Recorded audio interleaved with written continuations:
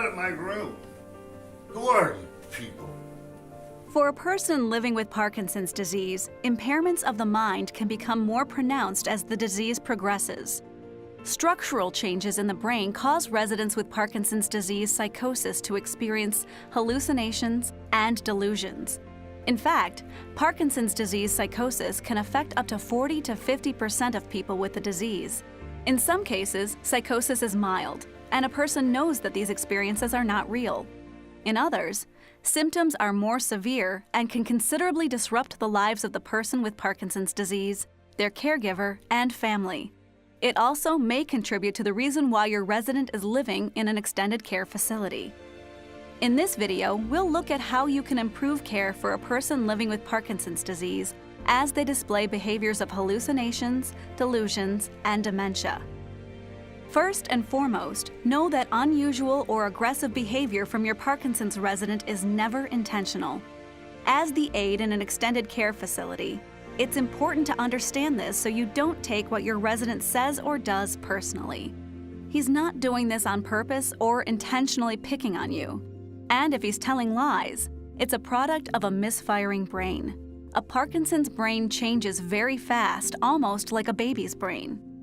Initially, if you notice a change in behavior, make sure it's not due to something else like a medication error. Maybe a dose of their Parkinson's medication called Selamet is too high, or they're constipated, hungry, or don't like an aide or roommate. These situations can also elicit behaviors of acting out. As the brain changes, an individual living with Parkinson's has trouble with what's called executive function, tasks and tricks you learned to do after 7th grade. The ability to do tasks in a sequential order may not be possible, such as determining the order of how to get dressed. Another symptom is the inability to filter thoughts. When this dysfunction occurs in the brain, what comes out of a Parkinson's resident's mouth may be inappropriate to you or others. This can be quite uncomfortable and embarrassing, but know that it's the disease talking. Another common issue experienced by people living with Parkinson's is called REM sleep disorder. During sleep for people without this disease, the brain switches off the motor control so there's no physical motion during the dream state. But that switch gets broken when Parkinson's disease occurs, causing your resident to punch, kick, or lash out while in bed. Take time to figure out what's going on. If they're thrashing at night with the potential of falling out of bed, put the mattress on the floor if that's allowed in your facility. At least that way, if they roll out of bed, they will be less likely to hurt themselves. This can be embarrassing for your resident once they become aware it's happening. Assure them that it's normal for someone with Parkinson's disease, and there are medications that can be prescribed by their doctor to help them stay safe while sleeping. If a resident is exhausted during the day, they most likely are not sleeping well at night, causing what's known as daytime fatigue. When this occurs, the resident will doze more during the day and, as a result, they'll be up all night. This disruption in the sleep cycle causes a number of health complications, so it's important that they stay on their sleep schedule. Here are a couple techniques to help with that. Keep the blinds in their room open during the day to keep them awake during daylight hours. Close the blinds at night so no streetlight or moonlight shines into their room. And remove all distractions such as TV light and sound when it's time for bed. As the brain changes, symptoms can become more severe and show up as hallucinations or delusions. Hallucination is best described as a misinterpretation of the resident's environment. It's not a product of their imagination, but of their brain misfiring. Let's look at Jerry, who you met at the beginning of this video. Not only does he suffer from hallucinations, which are primarily visual, seeing things that aren't there, but he's having delusions as well. Typical of someone who is delusional, Jerry holds a fixed, firm belief that someone is spiking his food with poison. Jerry, why do you think someone's spiking your food? It tastes funny. Don't argue with someone who is experiencing delusions because no matter what you say, they won't believe you. The best way to handle this is to see what's going on by asking questions. Since Jerry has not been cooperative in taking his medications, they were being put into his applesauce. Medications don't taste very good, so he's not wrong about the food tasting funny, but just paranoid from the delusion that he's being poisoned. Another common scenario is when residents become paranoid of certain staff members. Perhaps there is a food service worker delivering Jerry's food tray. The staff member has a beard, and this reminds Jerry of a traumatic situation from his childhood that took place with a bearded man. While the bearded man may be a perfectly nice person, whenever he enters the room, it causes Jerry distress. Requesting a family meeting to get the backstory on a situation like this can be helpful. It may require switching staff in order to solve this issue.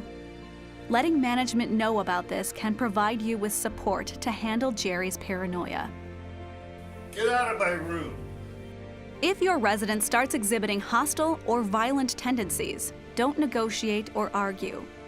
Many times, hostility is triggered by something in the environment. Here are questions to consider. Is your resident bored? Is he lonely? Sometimes a distraction helps, such as offering your resident just a little bit of water. Ask if he'd like to go for a walk. Would he like to watch TV? Or perhaps, if it's time, encourage him to get ready for bed. Although prescribing medication is not the first step in this process, if the aggressive behavior persists, it may be called for. This would be a decision made by the medical staff once you bring it to their attention. Here's another scenario you may experience while caring for someone with Parkinson's disease psychosis. Everybody keeps stealing my stuff. First, Find out what stuff he's referring to. Stealing your stuff? What do you mean? My wristwatch is gone. I think Joe took it. Unfortunately, personal items can be stolen, so that's the first thing to rule out. Jerry actually flushed his watch down the toilet the day before, so you know his roommate Joe is not a thief. But instead of challenging Jerry about it by saying, "Don't you remember you flushed it down the toilet yesterday, Jerry?" play along and say, Well, I'll talk with Joe, I'll have a word with him, and we'll try and get it figured out and see what we can do for you, okay? Do you need anything while I'm here? knowing you're going to handle it will help calm Jerry down. Be sure you talk with other staff members regarding the watch situation. Perhaps a family member can bring him an inexpensive replacement. Dementia is a term used to describe a group of symptoms associated with a decline in memory and thinking. It is commonly associated with Alzheimer's disease, but people with Parkinson's can also develop it. Hallucinations and delusions are most commonly seen in cases of Parkinson's disease with dementia. Improving diet and increasing movement can help with any of these mental health symptoms in Parkinson's residents. Even if your resident has difficulty standing or walking, they can do chair exercises every day. There are also online exercise classes available specifically geared for Parkinson's residents.